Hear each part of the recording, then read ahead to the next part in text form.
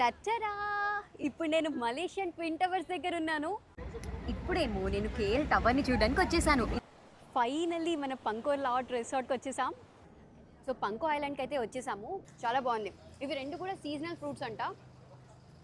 ఇప్పుడు నేను గెంటింగ్ హైలాండ్స్ అనే ప్లేస్లో ఉన్నాను. ఇప్పుడు నేను మలేషియాలోని one of the most famous tourist attractions అయిన బట్టు కేవ్స్ దగ్గర ఉన్నాను. హలో ఎవ్రీవన్, ఆస్ట్రేలియాలో సిరి ఛానల్కి తిరిగి స్వాగతం. ఆస్ట్రేలియాలో సిరి ఈసారి మలేషియా వెళ్ళబోతుంది. సూపర్ ఎక్సైటెడ్గా మేము టికెట్స్ బుక్ చేసేసుకొని మలేషియాకి ఇవాళ ఫ్లైట్ ఎక్కేద్దాం అనుకుంటే ఇవాళ జరిగిన క్రౌడ్ స్ట్రైక్ మరియు మైక్రోసాఫ్ట్ అవుటేజ్ వల్ల 11:30కి స్టార్ట్ అవ్వాల్సిన ఫ్లైట్ 5 AM పోస్ట్పోన్ చేశారు. ఇక చేసేదేమీ లేక ఎయిర్పోర్ట్లోనే వెయిట్ చేస్తూ ఉండిపోయాం. ఇప్పుడు మధ్యరాత్రి 2 గంటలకు చెక్ఇన్ చేసి బోర్డింగ్ పాస్ తీసుకుంటున్నాం. బోర్డింగ్ పాస్ వచ్చేసింది. మన చెక్ఇన్ బ్యాగ్స్ అయితే ఇచ్చేసాము. ఇంకా అంత పెద్ద బరువు మోయాల్సిన అవసరం లేదు. మనకి చెక్ఇన్ టైంలో ఈ $50 వౌచర్ కూడా ఇచ్చారు. లోపలికి వెళ్ళి ఏదైనా తినేద్దాం. చాలా లేట్ అయిపోయింది కదా. ఇంతకీ ఈ వౌచర్ ఎందుకు ఇచ్చారో చెప్పలేదు కదా మీకు. ఎందుకంటే ఈ ఫ్లైట్ ఇంత డిలే అవ్వడం వల్ల మనకి $50 వౌచర్ని ఇచ్చారు. పాపం చూడండి, ఫ్లైట్ డిలేస్ వల్ల అందరూ ఎయిర్పోర్ట్లోనే పడుకుండిపోయారు. ఎయిర్పోర్ట్ లోపల బ్రునెటీ అనే రెస్టారెంట్లో మనం మీల్ వాచర్ యూజ్ చేసి కాఫీ ఇంకా ఏదైనా ఫుడ్ తిందామని ఫిక్స్ అయ్యాం. పదండి మరి ఏమన్నా తినేద్దాం. ఫైనల్గా ఫ్లైట్ అయితే ఎక్కేసాను. అసలు ఇంతకీ మలేషియా ఎందుకు వెళ్తున్నానో మీకు చెప్పలేదు కదా. మలేషియాలో మా అత్తయ్య మామయ్య ఉంటారండి. వాళ్ళని కలవడానికి వెళ్తున్నాను. పనిలో పని మలేషియాని కూడా ఎక్స్ప్లోర్ చేసేద్దామని మొత్తంగా 9 days ట్రిప్ని వేసుకున్నాను. I'm super excited to explore Malaysia. నాతో పాటు మీరు కూడా మలేషియాని ఎక్స్ప్లోర్ చేసేయండి. Let's go. మెల్బర్న్ నుంచి మలేషియాకి వెళ్ళడానికి ఫ్లైట్లో 8:30 గంటల సమయం పడుతుందన్నమాట. ఇదిగో మలేషియాకి దగ్గరలో ఉన్నాము. మలేషియాలో అయితే ల్యాండ్ అయిపోయాము. ఇక మా మామయ్య వాళ్ళు వచ్చేసారు మమ్మల్ని పికప్ చేసుకోవడానికి. ఇంటికి వెళ్ళి కొంచెం ఫ్రెష్ అయ్యి ఇంకా మలేషియాని ఎక్స్ప్లోర్ చేయడం స్టార్ట్ చేయాలి.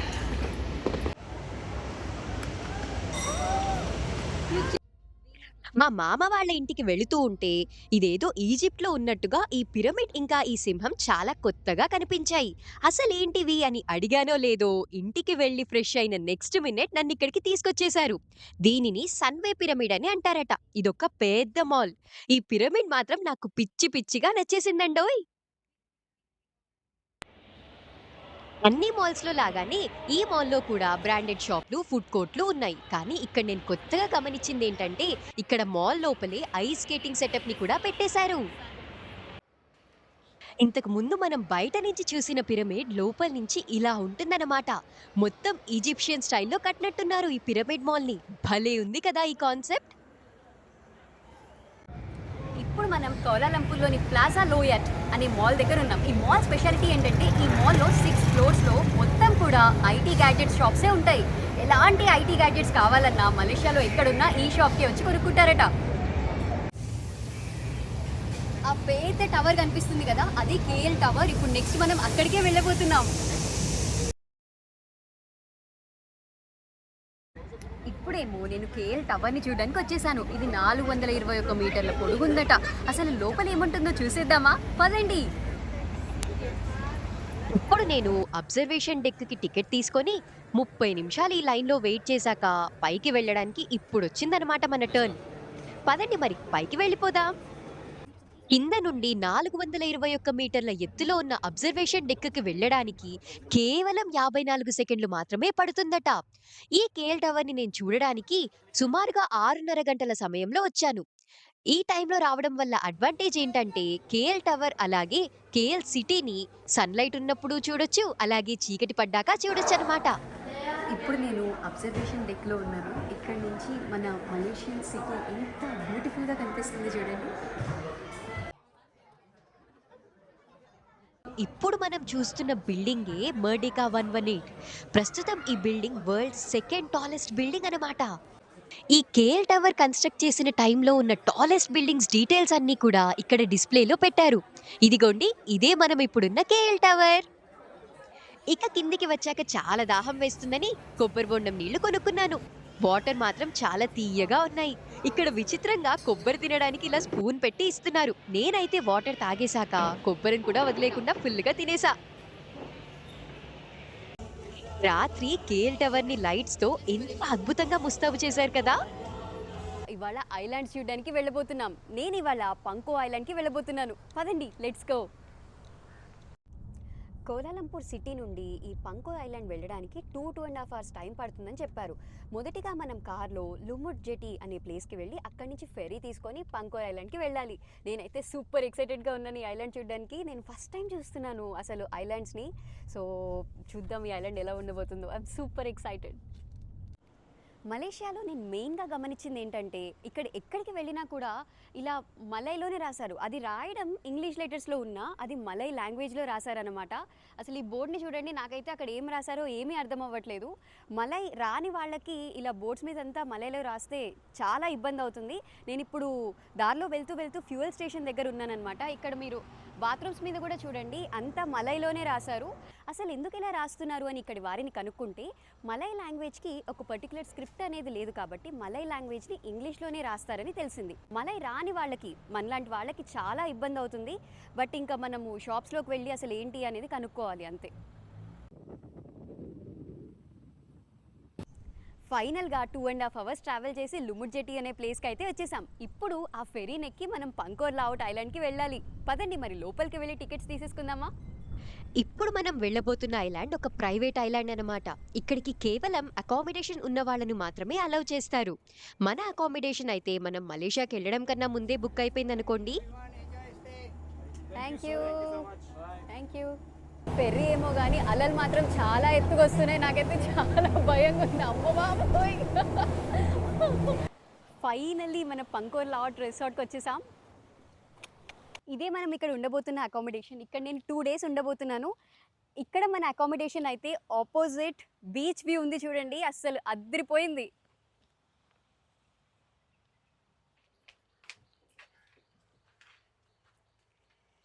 Okay, let's go.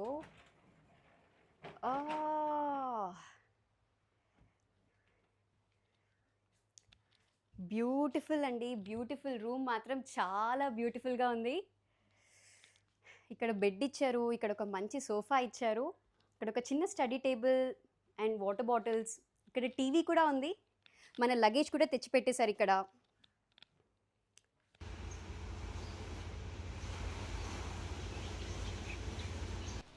ఈ ఐలాండ్లో మనం తీసుకున్న ప్యాకేజ్లో బ్రేక్ఫాస్ట్ కాంప్లిమెంటరీ అనమాట. మనకి అక్కడే బ్రేక్ఫాస్ట్ ఆప్షన్స్ ప్రొవైడ్ చేశారు. పదండి, లెట్స్ ఎక్స్ప్లోర్. మన బ్రేక్ఫాస్ట్ స్టార్ట్ చేసేద్దామా? ఇప్పుడు బ్రేక్ఫాస్ట్ అయితే తెచ్చేసుకున్నాను. ఇందులో కొన్ని వాటర్ మెలన్ ఫ్రూట్స్ ముక్కలు ఉన్నాయి, అలాగే జామకాయ ముక్కలు తెచ్చుకున్నాను, అలాగే చిక్కీ సాలెడ్, బాసల్ మీద చాక్లెట్ సిరప్ వేసుకున్నాను, అలాగే ఫ్రెష్ వాటర్ మెలన్ జ్యూస్ కూడా తీసుకున్నాను. ఇది మలేషియన్ స్పెషల్ రెడ్ బీన్ అంట. ఇదేదో మోమో లాగా ఉంది, but let me try it out. And ఇది ఫ్రైడ్ నూడిల్స్, కానీ నేను వెజిటేరియన్ చెప్తే వాళ్ళు ఎగ్ లేకుండా నా కోసం సపరేట్గా చేసి తీసుకొచ్చారు. So sweet of them. ఇక్కడికి రాగానే ఈ పక్షి కనిపించింది. దీని పేరు హార్న్ బిల్ అట. ఇది అందరికీ కూడా వాళ్ళ ఫుడ్ తినేటప్పుడు మంచిగా కంపెనీ ఇస్తుంది.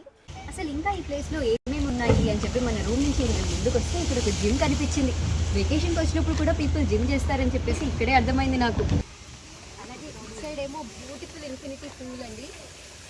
రిసెప్షన్కి వచ్చి నేను చేయాలనుకుంటున్న యాక్టివిటీస్ గురించి అడిగితే అన్నీ ఆల్రెడీ బుక్ అయిపోయాయని చెప్పారు. ఇక పంకోర్ ఐలాండ్ ఎక్స్కర్షన్ ఒక్కటే మిగిలింది, అది ఒక్కటన్నా బుక్ చేసుకుందామని అడిగితే దానికి స్లాట్స్ మిగిలాయని చెప్పారు. సో అదే బుక్ చేసేసుకొని ఇప్పుడు పంకోర్ ఐలాండ్ ఎక్స్కర్షన్కి వెళ్ళబోతున్నాను.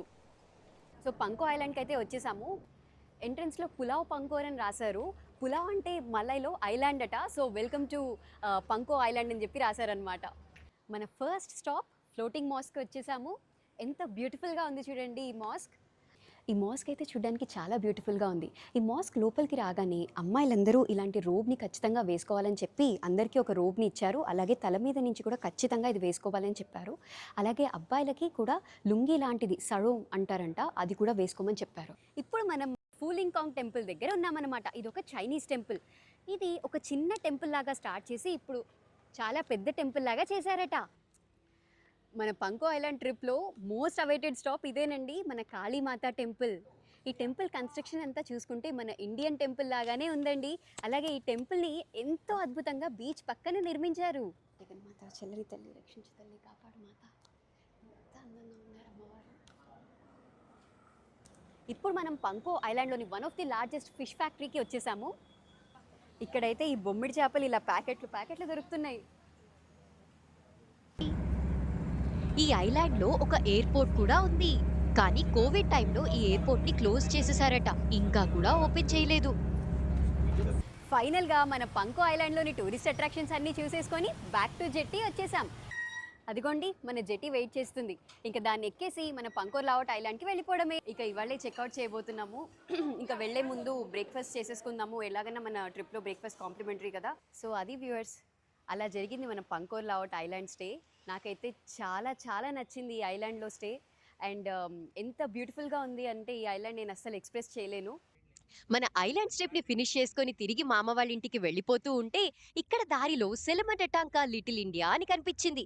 అసలు ఏంటి దీని అర్థమని డ్రైవర్ ని అడిగితే దీని meaning welcome to little India అని, ఇక్కడ చాలా మంది ఇండియన్స్ ఉంటారని, అలాగే ఇక్కడ ఇండియన్ గ్రాసరీస్ మరియు ఇండియన్ షాప్స్ చాలా కనిపిస్తాయని చెప్పారు. ఇప్పుడు నేను మలేషియాలోని one of the most famous tourist attractions అయిన బట్టు కేవ్స్ దగ్గర ఉన్నాను. నా వెనకాల కనిపిస్తున్న కుమారస్వామి విగ్రహాన్ని చూస్తే మీకు ఎక్కడో చూసినట్టు అనిపిస్తుంది కదా. అదేనండి, మన బిల్లా మూవీ షూటింగ్ ఇక్కడే అయ్యింది. ఈ ప్లేస్లో కొండ మీద కేవ్స్లో కుమారస్వామి టెంపుల్ ఉంటుందట. ఆ టెంపుల్కి వెళ్ళడానికి మనం 272 స్టెప్స్ని ఎక్కాలి. ఇక మన స్టెప్స్ ఎక్కడాన్ని స్టార్ట్ చేసేయబోతున్నాను. 272 స్టెప్స్ ఉన్నాయంట. అలాగే కొండ చూస్తే కూడా కొంచెం స్టీప్గానే అనిపిస్తుంది. ఎంతసేపు పడుతుందో చూసేద్దాం. కానీ నా వెనకాల ఈ కుమారస్వామి విగ్రహాన్ని చూస్తే మాత్రం చాలా అద్భుతంగా ఉందండి. అసలు ఎవరు కావ్ చేశారో కానీ ఈ విగ్రహాన్ని చాలా అద్భుతంగా కావ్ చేశారు. పదండి ఇక మన స్టెప్స్ ఎక్కడాన్ని మొదలు పెట్టేద్దాం. కింది నుంచి చూడ్డానికి మాత్రం ఈజీగానే ఉంది, కానీ పైకి ఎక్కుతుంటే ఆయాసం వచ్చేస్తుంది. అమ్మ, నేను హార్డ్లీ ఎన్ని స్టెప్స్ ఎక్కాను, ఇంకా చాలా మెట్లు ఎక్కాలి. మన కుమారస్వామి దయ వల్ల 272 స్టెప్స్ని ఈజీగా ఎక్కేసి పైకి వచ్చేసాము. ఇక ఇంకొక 20 స్టెప్స్ వెళ్తే కనుక మనకి గుడి వచ్చేస్తుందని చెప్పారు. సో అవి కూడా ఎక్కేసేద్దాం పదండి. ఇక్కడ ఒక టెంపుల్ ఉంది, అలాగే కొంచెం స్టెప్స్ ఎక్కి పైకి వెళ్తే అక్కడ ఇంకొక టెంపుల్ ఉంది. రెండు కూడా కుమారస్వామి టెంపుల్సే అనమాట. పదండి వెళ్ళి టెంపుల్ని దర్శనం చేసుకుందాం. ఇన్ని స్టెప్స్ ఎక్కొచ్చి అలసిపోయిన వాళ్ళందరికీ కూడా ఇక్కడ రిలాక్స్ అవ్వడానికి కొంచెం ప్లేస్ ఉంది. అలాగే ఇక్కడ కొన్ని షాప్స్ కూడా ఉన్నాయి. ఇక్కడ ఏమైనా మనం షాపింగ్ కూడా చేసేసుకోవచ్చు. ఇక్కడ వెనకాల బోర్డు మీద రాసినట్టుగా ఇదే మెయిన్ టెంపుల్ అట. ఇంకా పైకి స్టెప్స్ ఎక్కి వెళ్తే ఇంకొక టెంపుల్ ఉంటుందంట, కానీ ఇదే మెయిన్ టెంపుల్. అండ్ ఇక్కడ మీరు టెంపుల్ని చూసుకున్నట్లయితే అసలు ఈ కేవ్స్ మధ్యలో ఇలాంటి ఒక టెంపుల్ని కట్టాలి అంటే ఎంత టైం అండ్ ఎఫర్ట్ పట్టుంటుంది కదా వాళ్ళకి. బ్యూటిఫుల్ అండి, బ్యూటిఫుల్. ఇక్కడ మీరు చూసుకున్నట్టయితే కొండ మధ్యలో మన కుమారస్వామి ఐడల్ని ఉంచారు. చాలా యునిక్గా ఉంది ఈ టెంపుల్. ఇంతకు ముందు మీకు చెప్పినట్లుగా ఇంకొక 20-30 స్టెప్స్ మనం పైకి వెళ్తే ఇంకొక టెంపుల్ కూడా ఉంది. అది కూడా చూసేద్దాం రండి.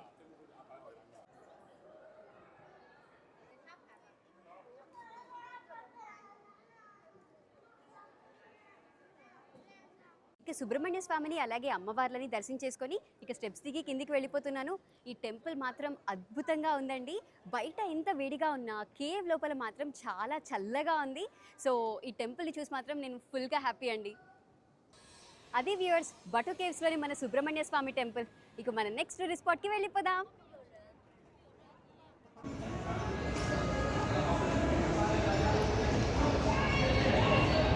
మన బటు కేవ్స్ని చూసేశాక ఇప్పుడు నేను గెంటింగ్ హైలాండ్స్ అనే ప్లేస్లో ఉన్నాను. ఈ ప్లేస్లో రోప్వే చాలా బాగుంటుందని విన్నాను. తీరా ఇక్కడికి వచ్చి చూస్తే ఇక్కడేమో indoor and outdoor theme parks, casinos, cafes, restaurants, hotels, అసలు ఇక్కడ లేనిదంటూ ఏదీ లేనట్టుగా ఉంది. ఈ మాల్ లోపల ఎంత పెద్ద పెద్ద స్క్రీన్స్ పెట్టారో, అసలు ఇలాంటి మాల్ని నేను ఇప్పటి వరకు ఎప్పుడు చూడలేదు. ఇప్పుడు మనం గెంటింగ్లోని రోప్వేని ఎక్కబోతున్నాం. ఈ రోప్వేని ఇక్కడ స్కైవే అని అంటున్నారు. పదండి మరి లోపలికి వెళ్ళి మనం టికెట్స్ తీసేసుకొని ఈ స్కైవే ఎలా ఉంటుందో ఎక్స్పీరియన్స్ చేసేద్దాం.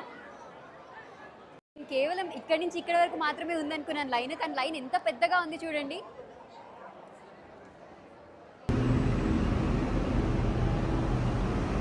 ఈ గొండోలాలో మ్యాక్సిమం 8 మెంబర్స్ దాకా కూర్చోవచ్చట. అలాగే ఈ గొండోలాలో పై నుంచి కిందికి వచ్చి కింది నుంచి పైకి వెళ్ళడానికి మ్యాక్సిమం 16 మినిట్స్ దాకా పడుతుందని చెప్పారు. మలేషియాలో అలా షాపింగ్ చేద్దామని వెళ్తూ ఉంటే ఈ షాప్ కనిపించింది నాకు. ఇదే డూరియన్ ఫ్రూట్ అనమాట. ఇది మలేషియన్ నేషనల్ ఫ్రూట్. సో ఇప్పుడు నేను ఈ ఫ్రూట్ని ట్రై చేయబోతున్నాను. ఇక్కడ పైన కనిపించేవన్నీ కూడా different types of durian fruits అన్నమాట. దాని లోపల ఎలా ఉంటుందో చూద్దాం ఇప్పుడు.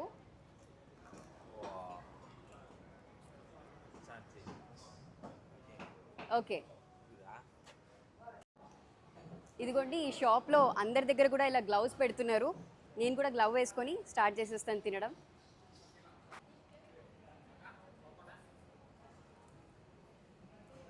దీని లోపల మీరు చూసినట్లయితే ఇక్కడ కనిపించేది దీని సీడ్.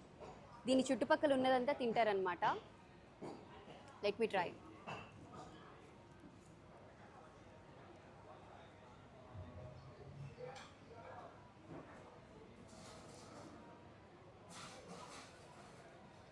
వీళ్ళు చెప్పినట్టుగానే దీని స్మెల్ చాలా టూ మచ్గా ఉంది, but taste is really sweet. చాలా బాగుంది ఫ్రూట్ మాత్రం. ఐ డోంట్ నో, కొంతమందికి నచ్చుతుంది, కొంతమందికి నచ్చదు, బట్ నాకైతే నచ్చింది. మన డూరియన్ ఫ్రూట్ని తింటూ ఉంటే ఇక్కడ ఇంకొక ఫ్రూట్ కనిపించింది అనమాట. ఇది కూడా ఏదో కొత్తగా ఉందని ట్రై చేసేద్దాం అనుకుంటున్నాను. దీని పేరు మ్యాంగో స్టీన్ అట. ఇది ఎలా ఉంటుందో ట్రై చేద్దాం రండి.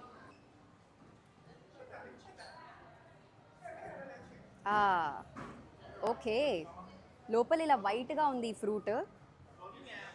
టేస్ట్ ఎలా ఉంటుందో చూద్దాం. ఇది రండి, లెట్ మీ ట్రై.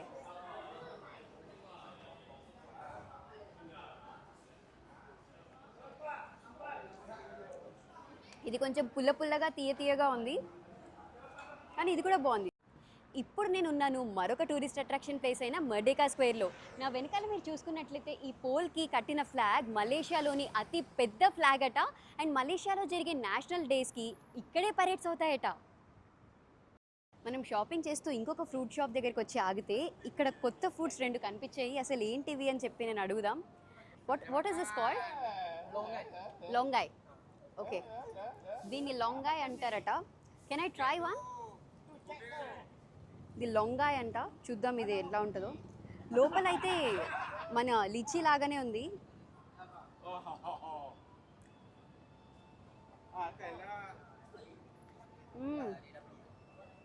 టేస్ట్ అయితే సేమ్ లిచీ లాగానే ఉంది. What is this one? Rambutan. Rambo. దీన్ని రాంబోతాయ్ అంటారట. నాకైతే నోరు కూడా తిరగట్లేదు. సో ఇది కూడా ట్రై చేసేద్దాం. Can I try one? Thank you. లోపల లిచీ లాగానే ఉంది. ఇది కూడా ట్రై చేద్దాం.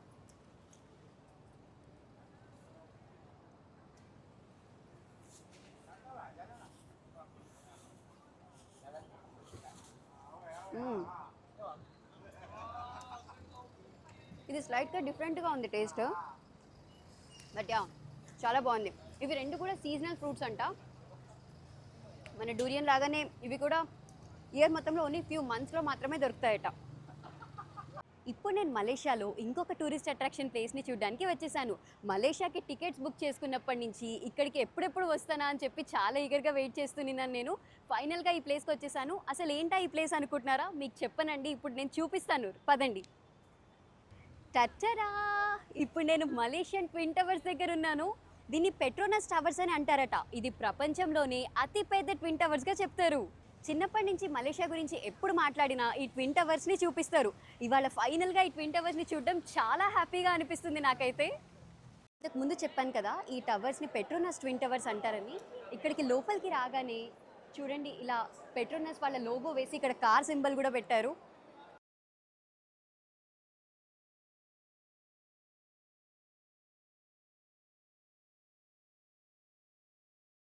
ఇక ఈ బిల్డింగ్కి మరొక పక్క ప్రతి రాత్రి వాటర్ షో కూడా అవుతుందట. సో కొంచెం చీకటి అవ్వగానే మీకు ఆ వాటర్ షోని కూడా చూపిస్తాను.